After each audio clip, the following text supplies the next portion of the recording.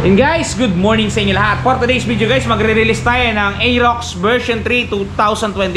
Dito sa video na to guys, ipapakita ko sa inyo yung buong unit, actual inclusion ng unit, paano inactivate ang unit, sound check ng unit, presyo ng unit, at lahat-lahat tungkol sa unit. Okay guys, para dun sa mga nagpaplano kumuha ng Aerox version 3 2025, guys, ito yung actual activation na galing sa kasa. Okay, bago natin banatan yan, bago natin tirahin at kinain, syempre, intro muna tayo.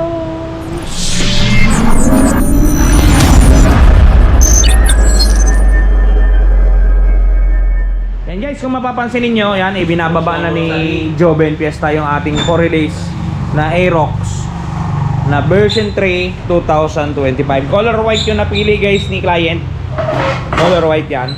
Yan. At siyang dadalhin niya na yan sa service area para i-activate guys. O diba? Yun. Dito natin yan hihimay-himayin sa kabila. Yan. Yan. Alright. Yan, kahit dyan na lang boy. Sa labas. Lamig naman. And guys, so, diba? Napakaganda ng kanyang hitsura. Sino bang makakayaw dyan? Okay guys, activate natin yung unit. Ito yung kabuong unit natin guys. Kung mapapansin ninyo, kulay puti siya. Napakaganda ng kanyang itsura guys. Yung kanyang inclusion, ito. Yan, nakalagay na dito. Pagbukas nyo ng U-box, ito makikita nyo ang baterya nya. Yan guys. Ang tatak ng battery ng Aerox Yuasa ha, para dun sa mga hindi pa nakakita. Gantong-ganto malaki. Sumunod, may kasama yan guys na tools. Screw lang halos, positive na screw lang. May takip sa baterya. Meron siyang owner's manual. Meron siyang visor guys. Ito nilalagay ito dito sa harapan. Yan. Tapos side mirror. Yan. All in, yan lang yung kanyang mga inclusion guys. Wala nang iba pa. Di ba? Ganito naman itsura niyan guys sa harapan. Kung mapapansin niyo, matte black yung dito niya sa taas. Tapos dito meron siyang texture na parang square. Solid na white na may glossy white dito. So na glossy black dito. Tapos yung kanyang headlight niya guys, so tingnan niyo, para siyang yung mini driving light ngayon na uso. Square siya na full LED. Napakalakas ang ilaw na ito guys. Napaka-goods na to. At meron siya parang carbon loading na design dito kung mapapansin niyo. Stanley siya guys, so Stanley yung tatak niya. Kita ba? Yan, Stanley. Yung signal light niya LED na rin syempre. Yan guys, so napakaganda.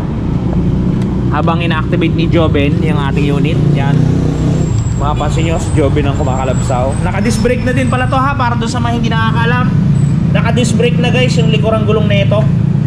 Disc brake na, double shocks tayo. Tapos yung signal light niya guys, yan. Yung makunat siya, yung hindi siya basta-basta nababali, kung mapapansin nyo. Kahit galug-galugin. All good siya guys. Yan. Yung itsura ng kanyang susi, para doon sa hindi pa naka-experience na nakakita. Meron po tayong Aerox SP, which is yung keyless. Ito po standard to, which is ito, disusi siya. Disusi siya guys. Yan. Ganito yung itsura ng susi niya. Okay, pag sinusi natin yan guys, makikita ninyo. Na-activate na Jobs? Okay. Na-activate na ni Joven guys. Pakita ko sa inyo yung panel board. Yan. Medyo mamaliwanag kasi dito guys, hindi masyadong halata. Pero yan yung panel board niya. Yan. Medyo nakahiwalay yung kanyang panel. Hindi kagaya nung sa dati guys. Ito parang nakapatong siya. Pero maganda yung pagkakagawa, yung pagkakadesign nyo. Good sa goods. O, diba? Good item. Dito sa kaliwang switch nya guys, meron tayo ditong hazard. Tapos meron tayong electric starter dito. Yan. Yung sa kanan pala, sa kanang bahagi ng kanyang mga switches. Pagka pumunta naman kayo sa kaliwa, eto guys. Sa kaliwa nya, wala na tayong ano ha. Wala na tayong handbrake. Wala na. Yes, dito sa kaliwa guys, meron tayong busina. Meron tayong signal light. Yan, to left, right. Hilo ng ilaw natin at menu. Yan o. Para dun sa menu natin guys. Iyan. Yun yung kanyang mga itsurahan. Okay. Pag bubuksan nyo naman yung tangke, ganun pa rin. Teka, ayaw ko mana. Tigas. Yun. Yan guys yung kanyang tangke. Okay. Yan, kasalukuyan na inactivate ni Joven. Nilalagyan niya ng visor. At ito nga pala yung presyo niyan guys, yung motor natin. 125,900 yung kanyang suggested retail price. Down payment natin guys kay Premium Bikes Corp 12,590. Pag nag-down po kayo ng ganyang amount, ang magiging monthly ninyo sa 2 taon, 7,424.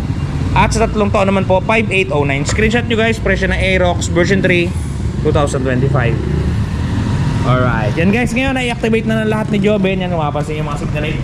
Magana na yan guys. Ayan o. Gana na lahat yan. So ngayon, papabili na natin ng gasolina para ma-activate na natin yung unit at mapakinggan na ninyo yung andaran niya. Alright guys, dumating na yung pinabili natin ng gasolina. Natagalan siguro pumaraw ng tricycle to. And guys, 55 pesos yung biniling gasolina na yan. At ilalagay na ni Joben Besa sa ating unit. Ito guys, oh. Yan, nakahanda na, nakabuka na ang dapat ibuka. Time yan. Budo pa. O, tatagilid ko muna. Yan.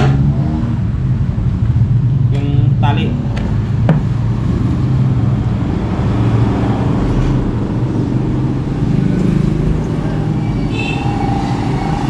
Guys, kasalukuyan ang sinasalin na walang halong mga imbudo.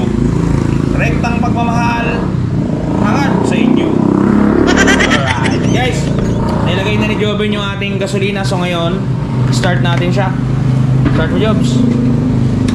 Yan, activated na yung unit natin. So start na ngayon ni Joben. Yun guys, umaandar na siya agad oh. Yan, umaandar na siya. Ayun guys, yung kanyang RPM ang ganda. Kita nyo. Oh, di ba? Ito guys, yung ating unit, pakinggan niyo yung kanyang andaran. Yan, napakatahimik ng engine niya guys, napaka-quality talaga basta Aerox, kaya talaga napakalakas sa bentahan ng Aerox guys. Ganda ng makina, napakatahimik oh. Di ba? Goods to guys.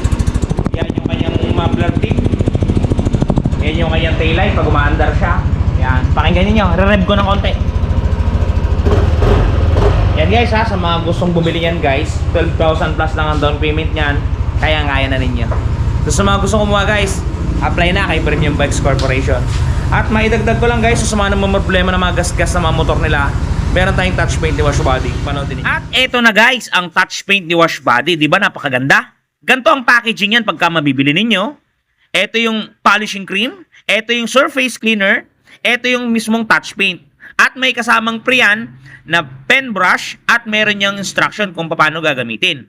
Eto guys, kung makikita ninyo, ganito siya i-apply. Una, pahidan ninyo ng polishing cream para makinis ninyo yung lugar o lokasyon. Sprays ng surface cleaner. At syempre, i-apply natin ang ating touch paint. Yan.